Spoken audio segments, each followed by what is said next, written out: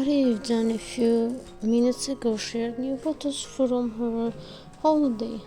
She and Burak bought a house, a villa in Bodrum, and stayed in Bodrum during all summer with their son Kaan and Kerem. Couple still there, but Burak would have to come back for his work. Now FAHRİYE is in Bodrum with her son. For new projects, soon she will come back to Istanbul.